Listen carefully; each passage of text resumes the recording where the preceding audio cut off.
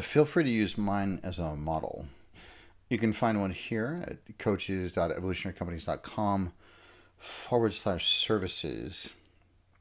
You can also find another one here at personalevolutioncoaching.com, and the rest of that URL, which is personal-evolution-services. You can also just go to personalevolutioncoaching.com and probably more easily navigate simply to coaching services. And you'll notice that both are geared towards very different target markets. And you'll also notice that really they have very similar frameworks. And that's because extended offerings do have very similar frameworks. And they have very similar frameworks for a few reasons. First of all, there is a natural progression, a logical progression that you'll find, and is just most useful for most people, and is, in a way, I hesitate to say this because there will always be exceptions, but in a way, really hardwired into the process of development or transformation, certainly for evolution. There's just steps, waves, and stages. But at the same time, you also want it to be specific enough so it can speak into people's worlds, so they can latch onto something and say, yeah, that speaks to me. But also broad enough so that it is just a framework, so that you can flesh it out for the very specific client in front of you, the specific human being in front of you. So it needs to be specific enough, but also a broad enough framework. And then you can flesh out that framework with the individual client's outcomes, desires, needs, and stuff that gets in their way.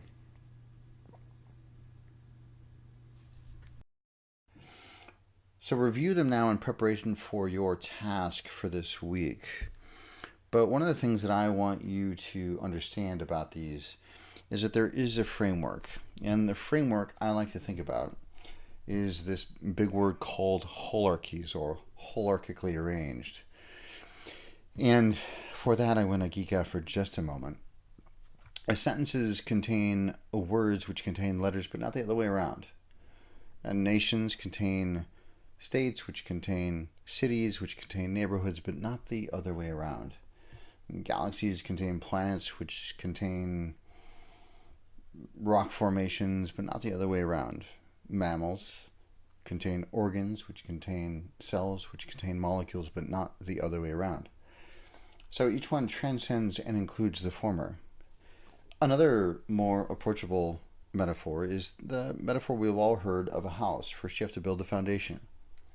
And of course, you have to make sure the foundation is strong. If the house is already built, then you need to make sure that the foundation doesn't contain termites. You have to clean out the basement, as it were, before you can build an addition onto the house, and so on. And so there's going to be a logical progression. To get more specific in terms of transformational stuff, for instance, a couple isn't going to be able to reignite their sex life if they have had a bunch of conflict and resentments, unless, of course, first you clear out the resentments, and then they can actually relate anew. Or you don't want to shove somebody out on stage without first clearing out their anxiety and their fears, or perhaps past traumas or phobias. You do the clearing first, and then you task them with stepping out on the stage. So it is with really all of your offerings. Right? You're never going to assist a client in producing change in life or transformation in life without first asking them what their outcomes are. And this is just a logical progression. First, you find out what they want, what's been stopping them, and then you suggest some sort of path. So what's important really, and the reason that these frameworks are so critical, is because people like knowing that you know what you're doing, first of all.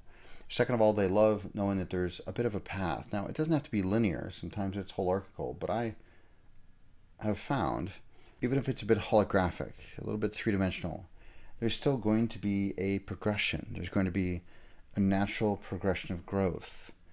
You don't pole vault before you learn how to sprint. You just must learn how to sprint first before you pole vault. Such is the transformation. And we like to think that it's not the case, but it is. It really is.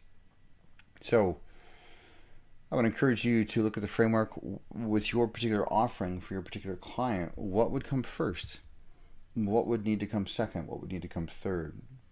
You could also reverse engineer it. Here's the thing that you want them to end up with. Well, what do they need before that would support that? And what do they need before that would support that? Right? For instance, as you'll notice in the personal evolution services, before we get to anything about self-esteem or sense of self, first we clear out any negativities from their parental imprints or past traumatic experiences. And that is so that it makes the job of building a solid sense of self all that much easier. And it makes it far more difficult if you try to skip over that. In fact, it simply doesn't work.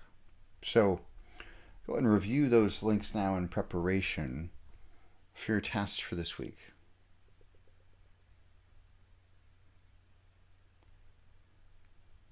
Right. And here is your primary task for this week. Create an extended offering. A draft is fine. Again, you can't possibly hit a home run the first time. But get this done. Get the first draft out. And you're going to need it for next week's lesson. Next week, we get into what many of you have been waiting for, and that's the Evolutionary Sales System for coaches and practitioners, custom designed for coaches and practitioners. If you listen to the Evolutionary Sales podcast, that's a far more complex, far more wider, we cast a far more wider net, but I have streamlined and customized the Evolutionary Sales System for coaches and practitioners. And that's what we're going to be getting into next week. And before we get into that, well, you need to know what you're actually offering, what you're selling. And you need to be able to present your offering. And we'll get into how to do that, of course, in Evolutionary Sales. But we need to know what it is that you're going to be offering. So here are your tasks for this week. First, create your extended offering. Second, catch up on any tasks that you're behind on, whether that's the reading or really anything in laying the foundation, whether or not you have yet to have a practice partner, which you're going to need very soon for the sales module. And we want you to be on track when you hit the ground with next week's lesson. So get to it. And remember, have fun. Thank you again for allowing me to contribute to you, and I look forward to continuing our journey next week.